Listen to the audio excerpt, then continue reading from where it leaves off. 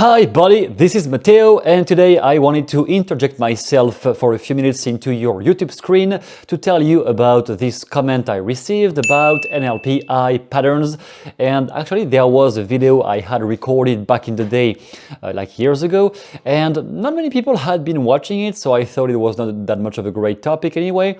But if you want to see it, therefore I re-upload right now so you can watch it, but I didn't watch it again. It was a really old video, so I don't know if it is really that good anymore.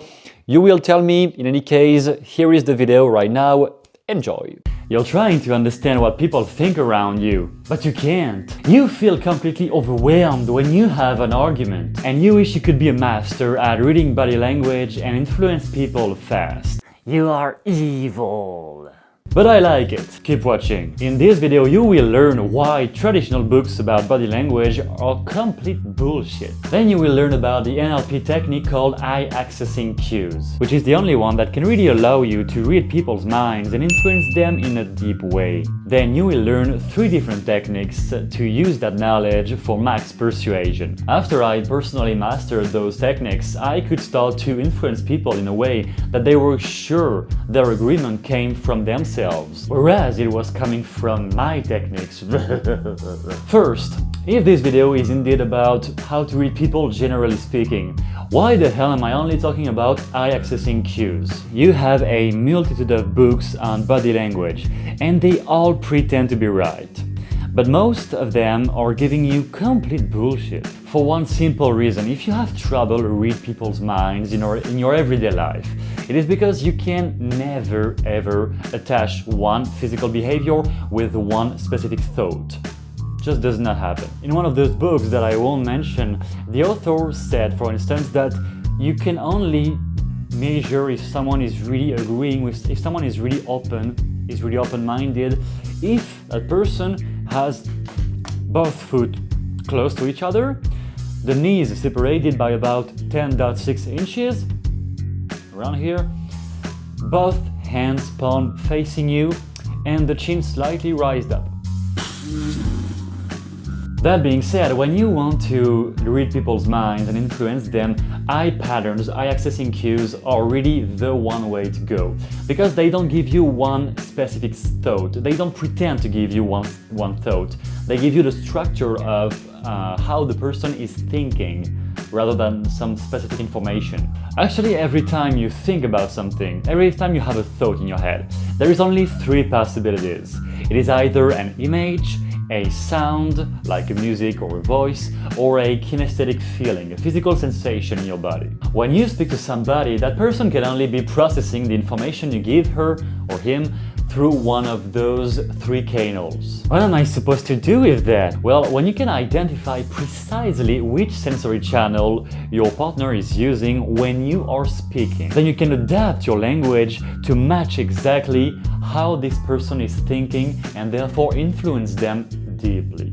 Because you will have created a direct link between your words and the brain of that person. If you have never seen that model before, here is the code rapidly. This is how your brain is indicating which sensory channel it is using at a specific time. Eyes going up means visual imagery. Eyes going on the sides means auditory processing, like listening to a music or remembering a voice in your head. Eyes going down right means kinesthetic feeling, and eyes going down left means internal dialogue, when you talk to yourself. Pretty easy, right? But wait a minute. Now you have to catch it in a real conversation. Much more difficult. To clarify, I will use examples from this interview coming from the London Real YouTube channel, involving Brian Rose and Grant Cardone. I will slow down the video so you can follow the eye patterns. For instance, right here, you see the eyes of Grant Cardone going down right, which indicates a kinesthetic access, a feeling. On this one, you can see his eyes going horizontally on the right side, which indicates an auditory access, maybe a remembered voice, or maybe he's thinking about what he's gonna say, something like this. And right there, for instance, you see him going visual by looking up, maybe remembering some images, or maybe making up some image to try to explain what he's explaining in a better way. Of course, there are a lot of other cues to indicate which specific sensory channel the person is using. A head nodding is always a sign of auditory processing, like listening to a speaker or a song. Blinking is always a sign of visualization, internal visualization. A hand on the chin, like this, or the lips moving indicate an inner dialogue with yourself. Obviously, I know it is a little bit subtle. So when you're not sure about what exactly you are seeing, or when you think that you have just missed one cue, you can always compare to the language spoken, because the cues, the eye patterns are going pretty fast, but the language predicates are slower. So you can always compare what you have just seen, what cue you have seen or what cue you have seen like this, to what the person has just said in his language. For instance, movements around the body, movements around the chest or around the belly are pretty often a sign of kinesthetic access. So let's just verify. They're moving, they're mobile. They are moving, they are mobile. Definitely kinesthetic language, the language of movement, of physical change, of physical movement. So it is indeed kinesthetic. And when somebody touches his eyes or around his eyes, he's pretty much always thinking in visual, with the visual system. And so we'll see how Yep, got it again, Matteo. and as a side note, if you want a hint about detection, about lying detection, detecting when someone is lying, you can always compare if the language predicates are matching the cues you see and the gestures you see, and if on a constant basis for more than 1 hour the predicates and the cues don't match in any way, that is a pretty big sign that the person is lying, or at least hiding something.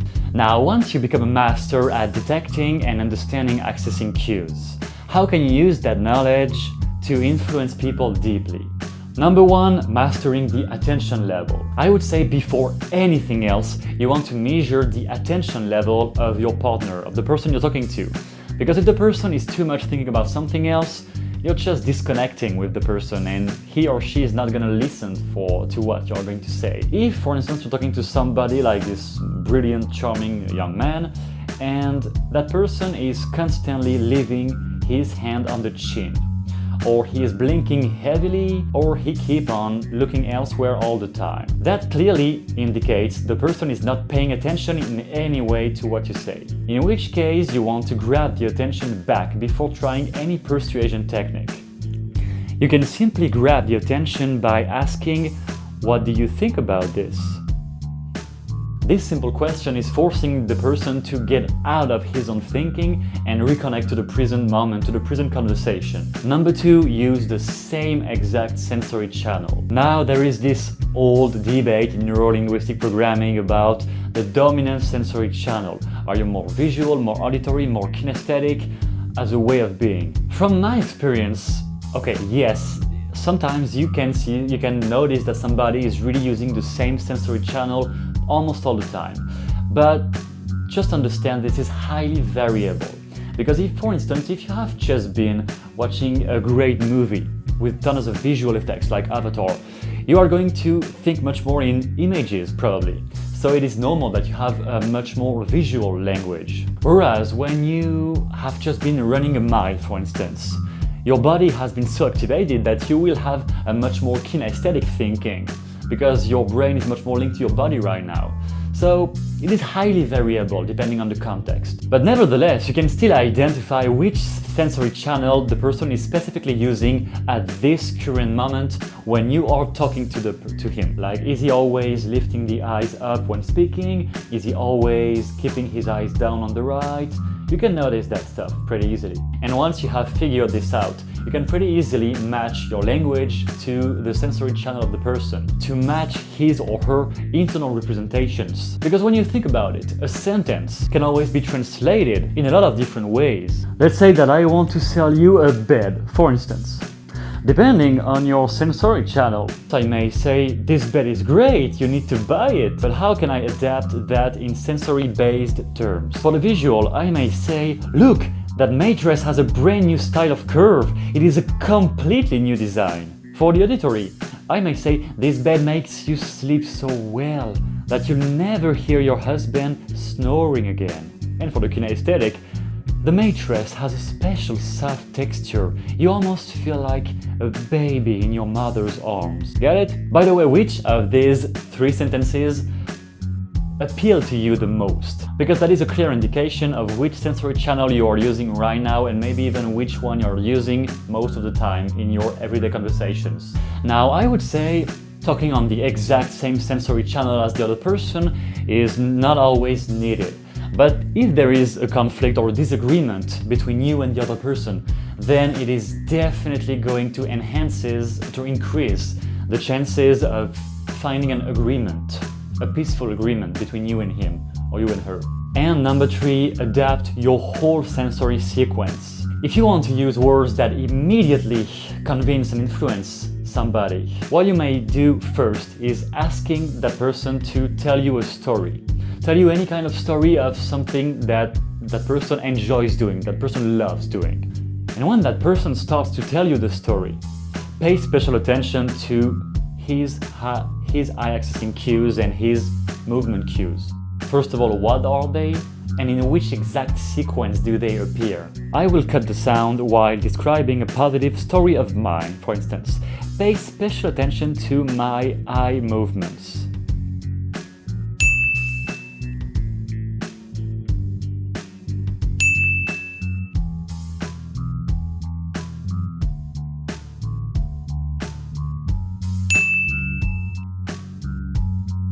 So now we have this sequence, and once you have memorized the sequence in your mind, you can adapt your language. Let's take again the example of the bed.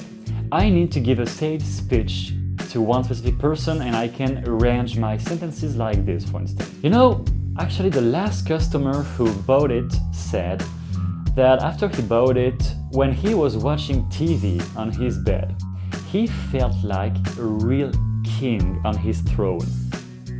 So we have the auditory, second one the visual, last one the kinesthetic to match the sequence. And from all those techniques, which do you think would be the easiest to apply in your everyday life? Comment below and let me know.